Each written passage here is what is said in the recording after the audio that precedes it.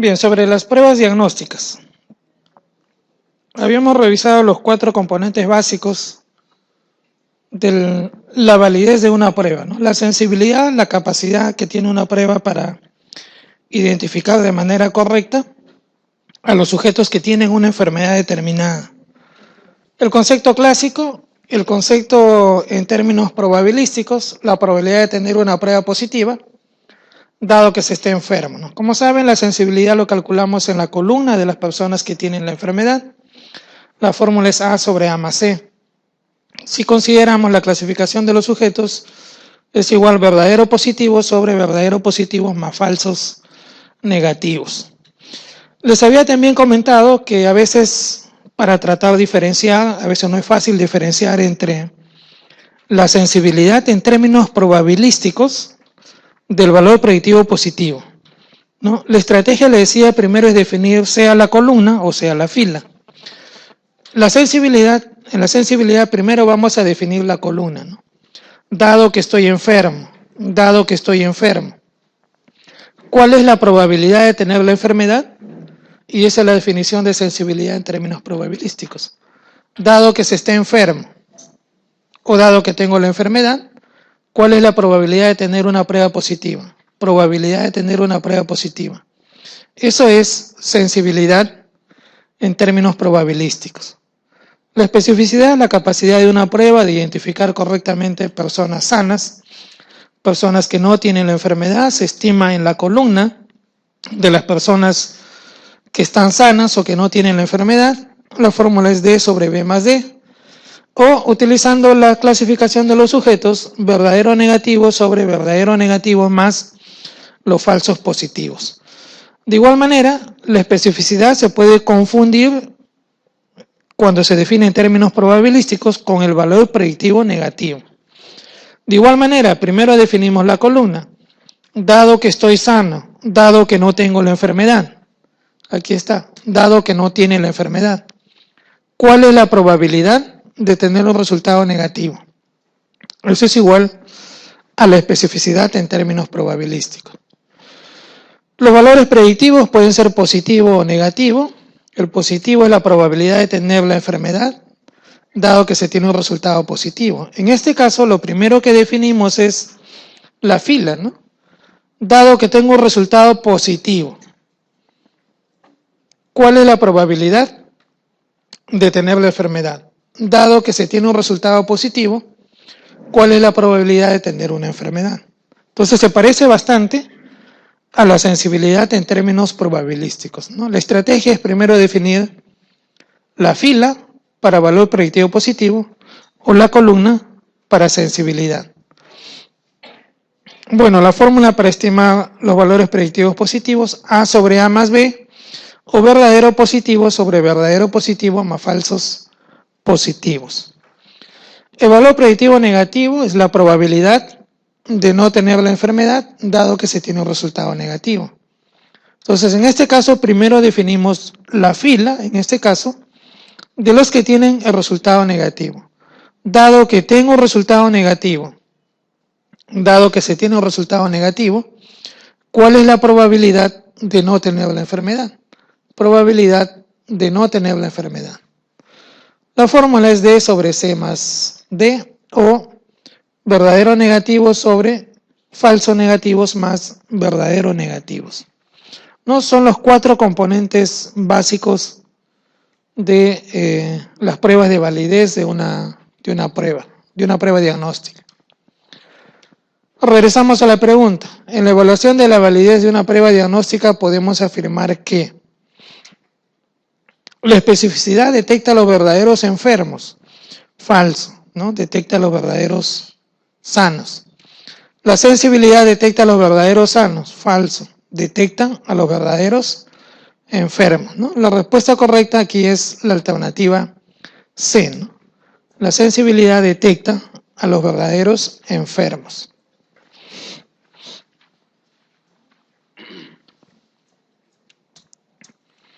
La especificidad de una prueba diagnóstica se calcula relacionando. Y aquí le dan ya no las letras, ¿no?, sino la clasificación de los sujetos. La especificidad es igual a D sobre B más D, ¿no? En D, ¿qué tenemos? Tenemos verdaderos negativos. En la celda B tenemos los falsos positivos. Entonces la especificidad va a ser igual, verdaderos negativos en el numerador, en el denominador, falsos positivos más verdaderos negativos, ¿no? Verdaderos negativos sobre falsos positivos más verdadero negativo, ¿no? Esa es la fórmula para estimar la especificidad. Entonces la respuesta correcta aquí es la D, ¿no? Negativos verdaderos o verdaderos negativos. Falsos positivos más verdaderos negativos, ¿qué me va a dar? Total de personas que no tienen la enfermedad, ¿no? Entonces la respuesta es negativos verdaderos sobre los pacientes sin la enfermedad. Los pacientes sin la enfermedad son los falsos positivos más los verdaderos negativos.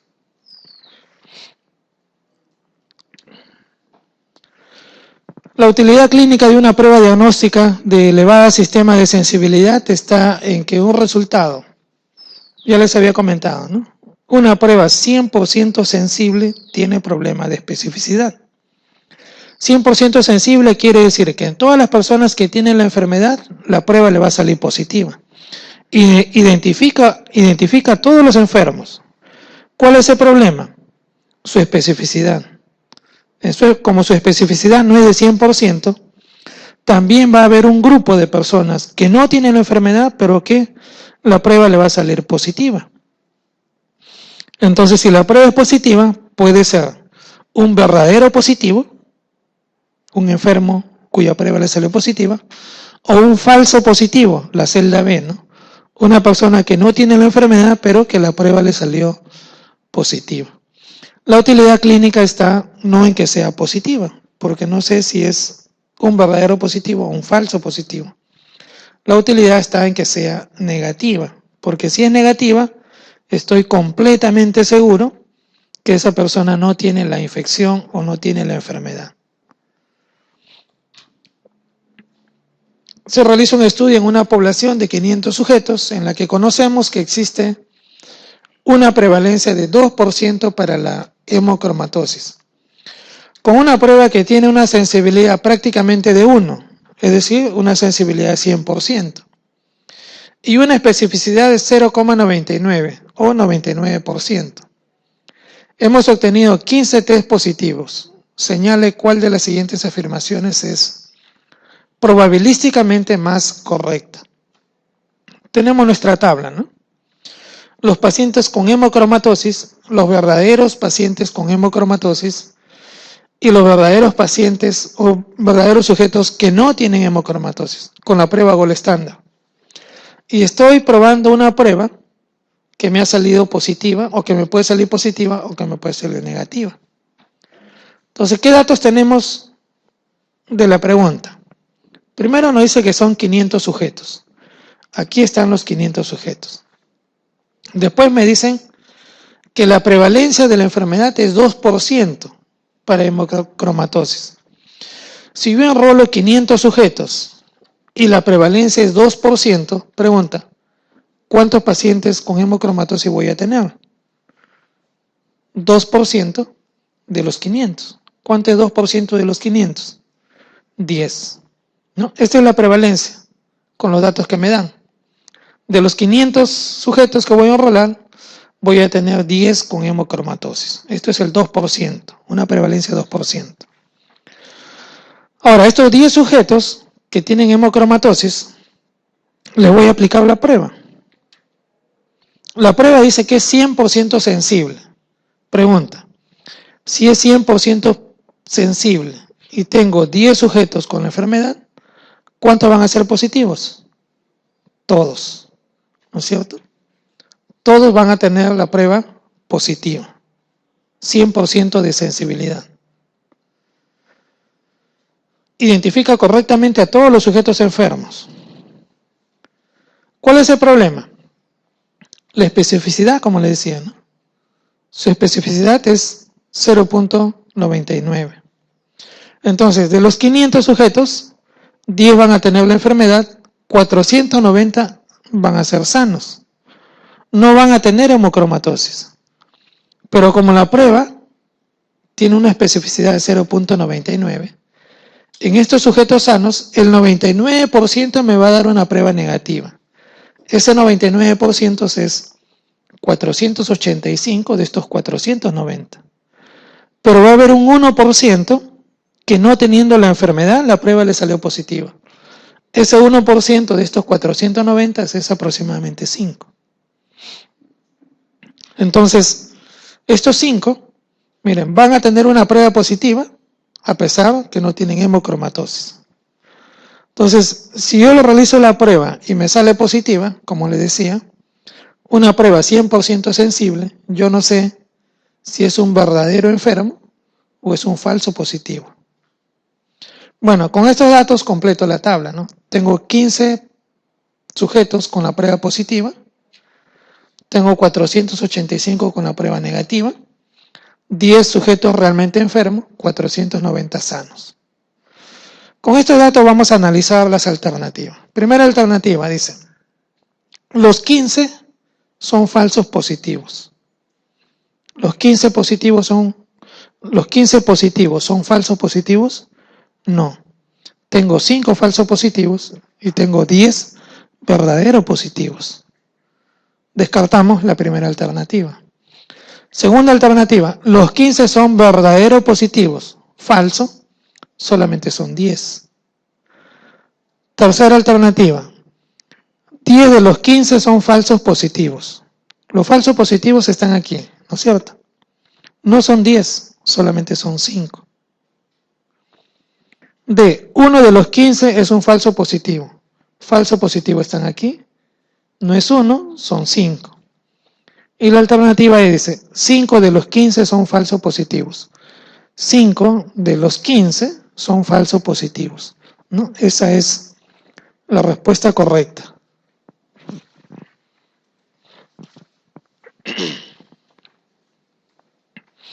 En la ejecución de una investigación, el método de recolección de datos que obtiene los datos disponibles en los sistemas de registro se denomina. Cuando ejecutamos una investigación, la fuente de colección de datos puede ser fuente primaria o fuente secundaria. Fuente primaria se considera cualquier dato en el cual el investigador recoge o recolecta la información. Datos secundarios son aquellos datos que son colectados de una fuente donde ya está registrado el dato. Cualquier fuente.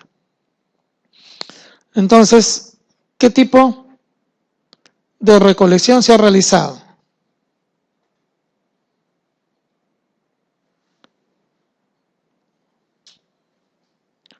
La recolección de datos que obtiene los datos disponibles en los sistemas de registros se denomina. Es una fuente secundaria, ¿no? Es una fuente secundaria. Alternativa, método prospectivo de recolección, falso, ¿no? Prospectivo es hacia adelante. Nosotros vamos a recoger datos que ya están registrados. Es hacia atrás, es retrospectivo. Método de entrevista, falso. La método de entrevista es una fuente primaria. Esto no es una fuente primaria, es una fuente secundaria. Igual la encuesta, ¿no? Encuesta entrevista. Método de observación directa también es un método de colección primaria. El investigador observa directamente las variables o los fenómenos que estudia. La respuesta correcta es la D, ¿no? La E, perdón. Es un método retrospectivo de recolección. Es una fuente secundaria. Cuando tenemos los datos a partir de una fuente secundaria, es un método retrospectivo. Vamos hacia atrás. Datos que ya están registrados. El estudio en el que las mediciones de la exposición y su efecto corresponden al mismo momento se denomina.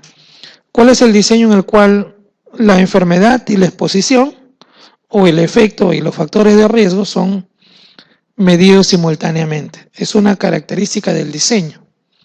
Ese diseño es el estudio transversal. En los estudios transversales se mide la enfermedad y los factores de riesgos al mismo tiempo. La siguiente afirmación, los niños que nacen con circular de cordón umbilical desarrollan una conducta hiperactiva e irritable. Es una hipótesis. Las hipótesis se pueden clasificar en dos grandes grupos. Aquí hay consenso, ¿no? Hay hipótesis estadísticas, cuando planteamos nuestra hipótesis nula y nuestra hipótesis alterna. Y hay hipótesis de investigación. Eso es un consenso, ¿no? Hipótesis estadística, hipótesis de investigación. Donde no hay consenso es al momento de clasificar las hipótesis de investigación. Hay múltiples formas de clasificar las hipótesis de investigación. La propuesta en la cual se refiere a la pregunta es aquella que clasifica las hipótesis de investigación en 3 tipos de hipótesis. La más sencilla de todas le llaman hipótesis de asociación o de covariación. En este tipo de hipótesis no podemos identificar cuál es la variable dependiente y cuál es la variable independiente. Solamente sabemos de que hay una asociación entre 2 variables. No sabemos cuál es la variable dependiente y cuál es la variable independiente. Hipótesis de asociación o de covariación. Las hipótesis de relación de producción. En este tipo de hipótesis sí sabemos cuál es la variable dependiente y cuál es la variable independiente. Y sabemos que si nosotros incrementamos la variable independiente, entonces la variable dependiente va a tener un efecto.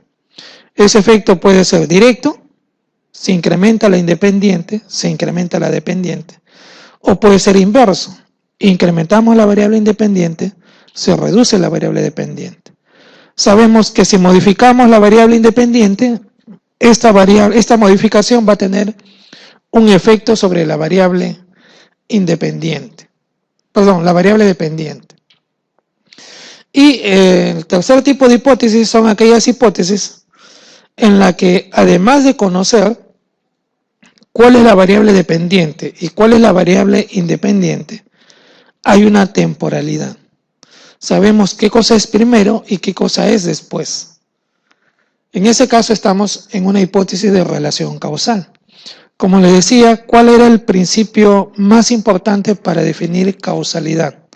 El más importante es que exista temporalidad, que sepamos qué cosa fue primero, si primero fue la variable independiente y después fue la variable dependiente. En este caso podemos definir temporalidad, pero si no sabemos cuál es primera, si primero fue la enfermedad o primero fue el efecto, no hay temporalidad, no podemos establecer una relación causal. Entonces, en la afirmación que hacen, los niños que nacen con circular de cordón umbilical desarrollan una conducta hiperactiva e irritable. ¿Podemos identificar cuál es la variable dependiente y cuál es la variable independiente? Lo podemos identificar, ¿no? La variable independiente es el circular de cordón, es la exposición, el factor de riesgo. La variable dependiente es el efecto, la enfermedad. En este caso es la conducta hiperactiva e irritable. Conocemos cuál es la variable dependiente y cuál es la variable independiente. Sabemos que hay una asociación entre las 2 variables, pero también podemos definir la temporalidad. Primero es el circular de cordón y después es la conducta hiperactiva. Primero es el circular de cordón, la variable independiente, después se va a presentar el efecto de la enfermedad, la conducta hiperactiva. Hay temporalidad. Por lo tanto, la relación que podemos establecer nosotros es una relación de tipo causal. Esa sería la respuesta. Los estudios de casos y controles se caracterizan por ¿qué? ¿Cuál es la característica de los estudios de casos y controles? Habíamos listado una serie de características. Los estudios clásicos primero son retrospectivos, ¿no es cierto? Se empieza identificando primero los casos y después se identifican los controles. Se prefiere utilizar casos incidentes a casos prevalentes. Casos incidentes son casos recién diagnosticados o casos nuevos. ¿Para qué? Para evitar los potenciales errores que se pueden cometer, que básicamente son 2, ¿no? Sesgo de memoria y el sesgo de selección. Lo utilizamos también para enfermedades raras o enfermedades que tienen un periodo de latencia bastante largo. Estas son las características de los estudios de casos y controles. Veamos las alternativas. A. Permiten establecer una relación causa-efecto. Falso. En los estudios de casos y controles no estamos seguros qué cosa fue primero, si primero fue la exposición o primero fue la enfermedad. No podemos establecer temporalidad.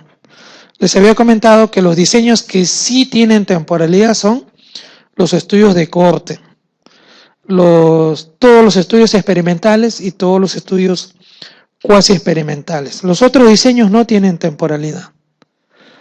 B. Se conforman los grupos de comparación a partir del efecto. ¿Qué cosa es el efecto? El efecto es la enfermedad, ¿no? Y los grupos de comparación se inician primero identificando los casos, los enfermos y después los controles, ¿no? Entonces, la respuesta correcta vendría a ser esa. Las otras alternativas son falsas, ¿no? En un estudio epidemiológico de casos y controles, el grupo de control está integrado por... ¿Cómo conformamos los grupos controles? Les había mencionado que hay 3 principios para poder conformar los controles de manera correcta, ¿no? ¿Cuáles serán esos principios? Primer principio, los casos y los controles deben de proceder de la misma población. Segundo principio, casos y controles tienen que ser seleccionados independientemente de la exposición, a no ser que estemos realizando un estudio de casos y controles emparejados. Y el tercer principio es que los casos y los controles tienen que ser seleccionados en el mismo periodo de tiempo. Veamos las alternativas, dice. El grupo control está integrado por A. Los sanos no expuestos a la causa. Falso. Si nosotros seleccionamos los sanos, los controles que no están expuestos a la causa, estoy cometiendo un sesgo de selección. No estoy respetando el segundo principio, ¿no? Casos y controles tienen que ser seleccionados independientemente del factor de exposición. Si no puedo seleccionar solo los controles, o como controles, aquellos que no están expuestos. Ese es un error. B. Los sanos y los sanos expuestos y no expuestos a la causa. Bueno, esa es la respuesta correcta, ¿no? Sanos, expuestos y no expuestos a la causa. Expuestos y no expuestos a la exposición, ¿no? Y obviamente de manera independiente, ¿no? Los enfermos expuestos a la causa es el otro extremo. Los sanos expuestos a la causa, falso. Los enfermos no expuestos a la causa, falso. Casos y controles deben ser seleccionados independientemente de la exposición. Un estudio observacional en el que se comparan 110 individuos con cáncer de senos paranasales con 220 individuos sin la enfermedad corresponde a un estudio. Bueno, ya me lo están diciendo, ¿no? 100 individuos con cáncer, 200 individuos sin cáncer. Tengo un grupo enfermo, un grupo no enfermo. Eso es un estudio de casos y controles, ¿no? Una de las 3 estrategias para diferenciar entre un estudio de casos y controles y un estudio de cohortes, ¿no? Analizar los grupos. En los estudios de casos y controles hay un grupo enfermo, un grupo sano. En el caso de un estudio de cohorte, los 2 grupos son sanos, pero hay un grupo expuesto y un grupo no expuesto. Entonces la respuesta aquí es la alternativa B. En una investigación epidemiológica observacional en la que se estudió la asociación de ingesta de carne con la enteritis necrotizante, comparando individuos sanos y enfermos, se obtuvieron los siguientes datos. Menciona la tabla. En este caso, el valor del estimador de riesgo de la enfermedad por ingerir carne, conocido como OR, es... El OR es la razón de productos cruzados, ¿no? A por D sobre B por C. Entonces, aquí no hay problema. Solamente hacemos la multiplicación, 50 por 41 sobre 16 por 11. El OR es 11.65. Pero en los estudios de casos y controles nosotros podemos estimar una medida de impacto. ¿Qué medida de impacto podemos estimar? La fracción atribuible, ¿no? La fracción atribuible lo podemos estimar con las incidencias en un estudio de corte. Incidencia en los expuestos menos la incidencia de los no expuestos sobre la incidencia en los expuestos. Lo puedo estimar utilizando los riesgos relativos. Riesgo relativo menos 1 sobre riesgo relativo. Pero como el OR es una medida de aproximación del riesgo relativo, también puedo utilizar los OR. Y en este caso, la fracción atribuible sería OR menos 1 sobre el OR y lo multiplico por 100.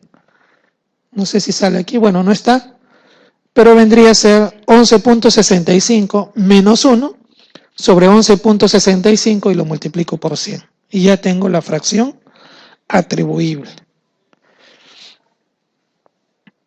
De acuerdo con el siguiente esquema, tengo una población, ¿qué dice población? Tengo una población y de esta población tengo dos grupos. Un grupo expuesto y un grupo no expuesto. Con eso ya tengo definido cuál es el diseño. Si hay un grupo expuesto y no expuesto, pues es un estudio de cohortes. Si tengo un grupo enfermo y un grupo no enfermo, eso es un estudio de casos y controles. Hago el seguimiento y voy a comparar en ambos grupos a los sujetos con enfermedad y sin enfermedad en el grupo expuesto, es decir, la incidencia de la enfermedad en el grupo expuesto versus la incidencia de la enfermedad en el grupo no expuesto. Entonces es un estudio de cohortes. Si queremos ser más específicos, es un estudio de cohorte prospectivo. Prospectivo, un sinónimo de los estudios de cohortes prospectivos son estudios de cohortes concurrentes. También es sinónimo. Respecto a los estudios de corte, señale su mayor ventaja. Los estudios de corte tenían múltiples ventajas, ¿no? Alternativa a ese. Permiten estimar el riesgo absoluto. ¿Qué cosa es el riesgo absoluto? Es simplemente la incidencia. Recuerden que la incidencia mide los riesgos y los riesgos son probabilidades. El riesgo absoluto es igual a la incidencia. En los estudios de corte sí se puede estimar la incidencia. Incidencia en los expuestos, incidencia en los no expuestos o la incidencia global en la corte. B. Se aplica a enfermedades raras. Falso. ¿No? Los estudios de corte se aplican cuando tenemos enfermedades comunes. C. Son útiles en enfermedades frecuentes. Eso es correcto. El costo operativo es bajo, es falso, el costo es alto. Y son útiles en enfermedades infrecuentes o raras, falso. Entonces aquí tengo dos alternativas, ¿no? Permiten estimar el riesgo absoluto, es una ventaja, porque no en todos los estudios se puede estimar incidencia. Y son útiles en enfermedades frecuentes. La clave dice que la alternativa correcta es la C, ¿no? Pero tranquilamente también puede ser la A. Son dos ventajas de los estudios de corte. Entonces aquí hay dos respuestas y cualquiera de las dos se debe de considerar como una respuesta correcta. Según el cuadro siguiente, calcule los riesgos relativos e identifique los daños que presentan el mayor y menor riesgo relativo. Riesgo relativo es igual a incidencia en los expuestos sobre los no expuestos. Los expuestos aquí son los obesos, los no expuestos son los que tienen peso normal. Entonces calculemos el riesgo relativo para los accidentes cardiovasculares. Incidencia en los expuestos, 171 sobre la incidencia en los no expuestos, que es 70. El riesgo relativo es igual a 2.4. ¿Qué significa o cómo se interpreta ese 2.4? Que las personas obesas tienen un riesgo 2.4 veces mayor de presentar accidentes cerebrovasculares comparado con los no obesos, ¿no? Esa es la interpretación de riesgo relativo. Bueno, de la misma forma puedo estimar los riesgos relativos para las otras enfermedades. Estos vendrían a ser los riesgos relativos para las otras enfermedades. Me piden el que tiene el mayor y menor riesgo relativo. El que tiene mayor riesgo relativo es la diabetes y el menor los accidentes de tránsito. Entonces la respuesta correcta sería la alternativa A, ¿no? Accidentes, diabetes y accidente. Pero aprovechando los datos, podemos estimar, para recordarles, las medidas de impacto. En un estudio de corte, ¿qué medida de impacto podemos estimar? Si tengo incidencia en expuestos, incidencia en no expuestos, puedo estimar el más simple de todos, el riesgo atribuible. El riesgo atribuible es simplemente la diferencia entre la incidencia en los expuestos menos la incidencia en los no expuestos. Se interpreta como la cantidad de la incidencia que es producida por la exposición. En este caso, el riesgo atribuible para los accidentes cardiovasculares es 171 menos 70. Es igual a 101. No me dicen por cuánto es, pero supongo que debe ser por 1000. Entonces, ¿cómo se interpreta este 101 por 1000? La cantidad de la incidencia de accidentes cerebrovasculares que es producido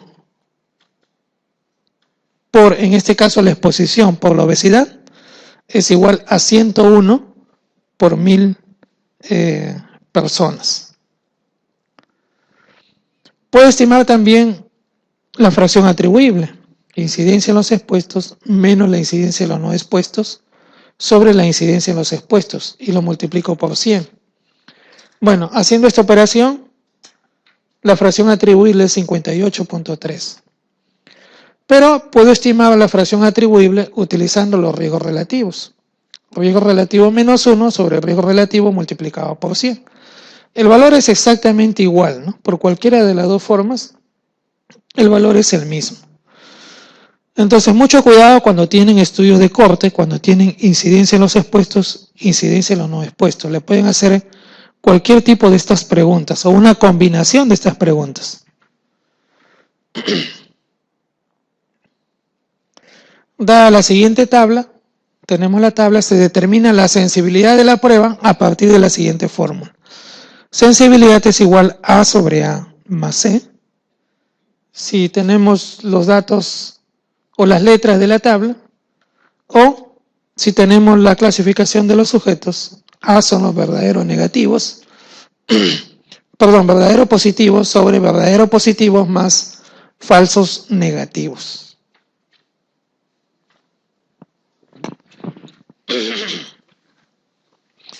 La relación entre las malformaciones congénitas y la rubiola materna durante el primer trimestre del embarazo puede estudiarse formando dos grupos de gestantes, uno de gestantes con rubiola y otro de gestantes sin ella. Luego se hace el seguimiento de ambos grupos para observar la presencia de malformaciones congénitas y se comparan los porcentajes correspondientes. Esta descripción corresponde a un estudio. Ya lo han definido también el diseño, ¿no? Tengo un grupo de gestantes expuestas y un grupo de gestantes no expuestas, en este caso a la infección por rubiola, ¿no? Si tengo un grupo expuesto y un grupo no expuesto, el diseño es un estudio de corte. Hago el seguimiento hasta el momento que nacen y hago la comparación de malformaciones congénitas en los dos grupos, ¿no? Este es un estudio de corte prospectivo o un estudio de corte concurrente. Pero en las alternativas no tengo específicamente como estudio de corte prospectivo. ¿Qué alternativa descarto? Descarto la alternativa A, ¿no? No es un descriptivo. ¿Por qué no es descriptivo? Los estudios descriptivos no tienen grupo control, es un solo grupo. Aquí tengo dos grupos. Descarto la alternativa B y la alternativa E, ¿no? Experimental y ensayo clínico terapéutico. ¿Cuál es la palabra clave en este tipo de diseño?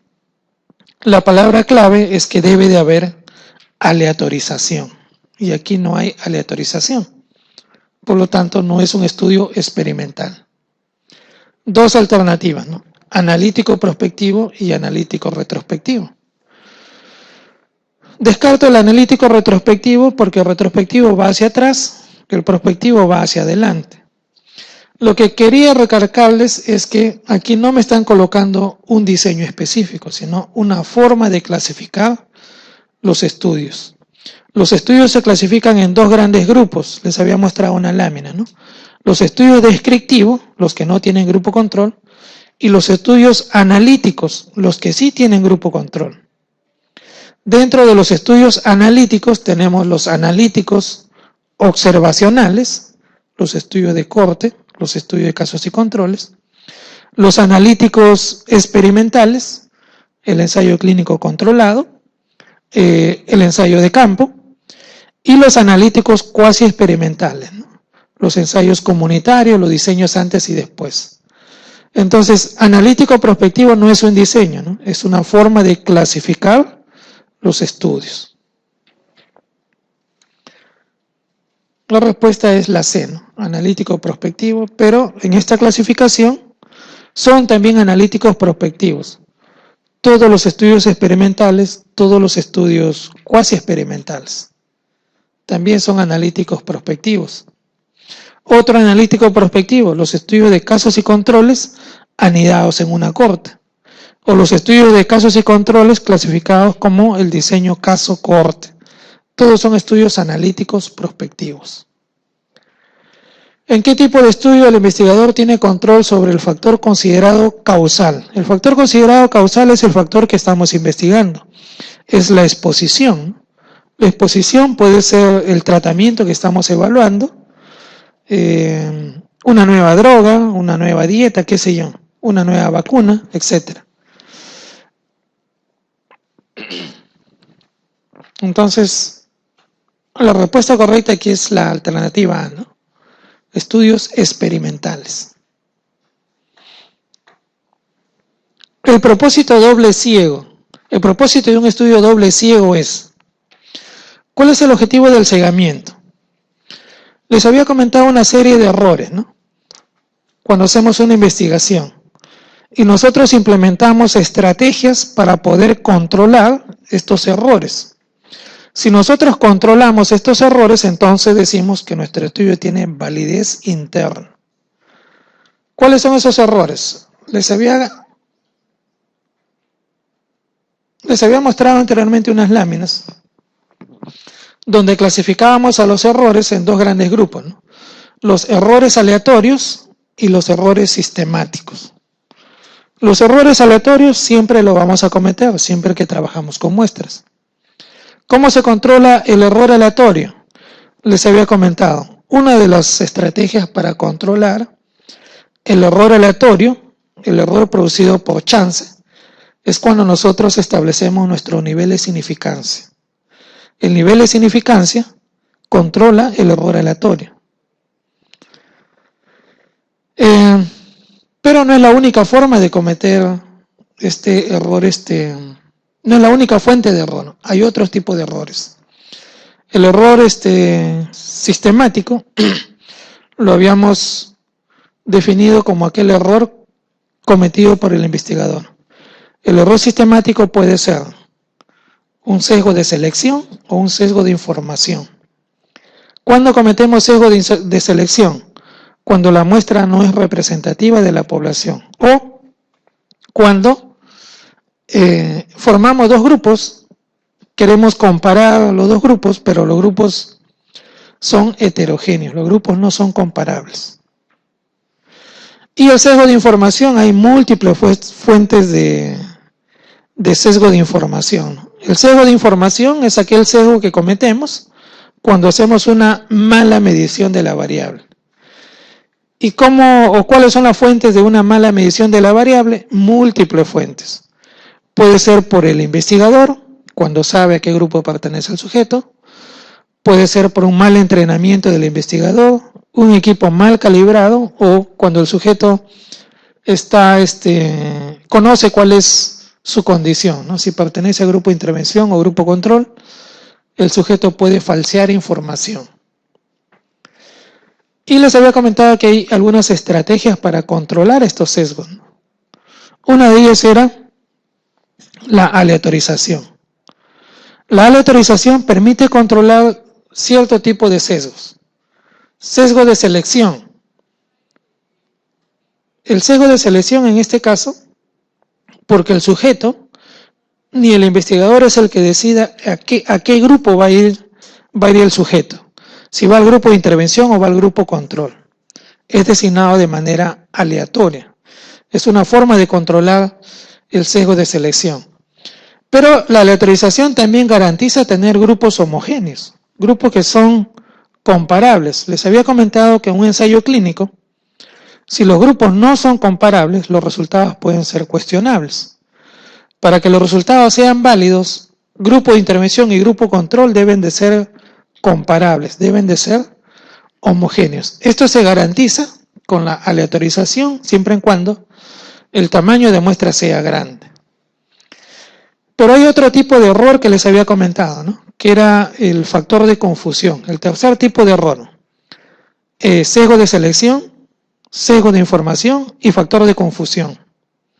Y el factor de confusión, les había comentado, es la sombra que acompaña a todos los diseños. Todos los diseños pueden cometer, en todos se puede cometer este tipo de error. El factor de confusión lo habíamos definido como una tercera variable que puede tener cualquier tipo de efecto en la relación entre dos variables determinadas. Puede ser que nosotros observemos una asociación cuando realmente no existe asociación en la vida real. O en la vida real sí existe asociación, en el estudio, en los resultados, nosotros no lo observamos. ¿Cómo controlamos los factores de confusión? Varias estrategias, les había comentado, ¿no? Pero la estrategia gold estándar para controlar factor de confusión es justamente la aleatorización, que permite controlar factores de confusión conocidos y no conocidos.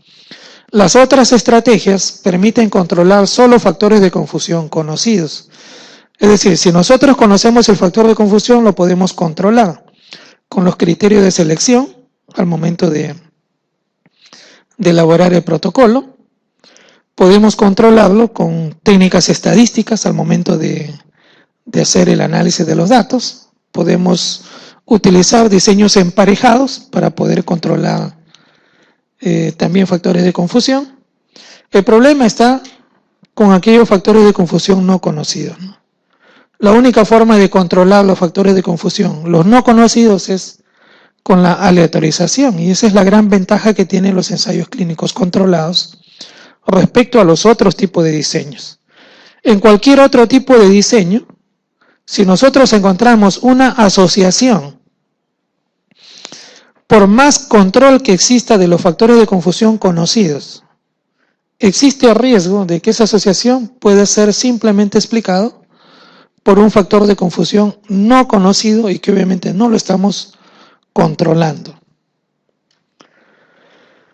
Y la otra forma de controlar cierto tipo de sesgos era el enmascaramiento. El enmascaramiento solamente permite controlar los sesgos de información producidos cuando el paciente sabe a qué grupo pertenece. Para eso cegamos al paciente y eso es cegamiento simple. Cuando el paciente y el investigador están cegados, es doble ciego, y si los tres están cegados es triple ciego. Permiten controlar solamente los sesgos de información producidos por el paciente, el investigador y que hace el análisis de los datos. Entonces, la respuesta correcta en esta pregunta es: un estudio doble ciego permite controlar los sesgos del observador y del sujeto. Existe un tipo de estudio en el cual cada sujeto es su propio control. En el caso más sencillo, cada individuo recibe aleatoriamente una de las dos intervenciones. Y en una segunda fase, tras un periodo de lavado, la otra intervención. ¿Cómo se denomina dicho estudio? Les había mostrado dos láminas, ¿no? Una primera, cuando veíamos el ensayo clínico controlado y aleatorizado. Su nombre correcto, les había comentado, era de grupos paralelos, pero la costumbre se ha hecho no designarlo por su nombre completo, simplemente se le llama ensayo clínico controlado. Su nombre correcto sería de grupos paralelos, para poderlo diferenciar de los ensayos clínicos cruzados.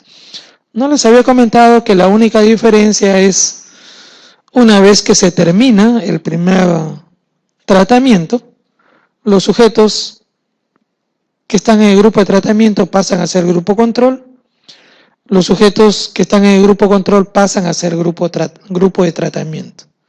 Y el tiempo, o este periodo de tiempo, entre el término de un tratamiento y el inicio del siguiente, se le llama periodo de lavado, ¿no? Ese es un ensayo clínico cruzado. Y aquí en la pregunta lo que me están definiendo es este tipo de ensayo clínico, ¿no? Es un ensayo clínico cruzado.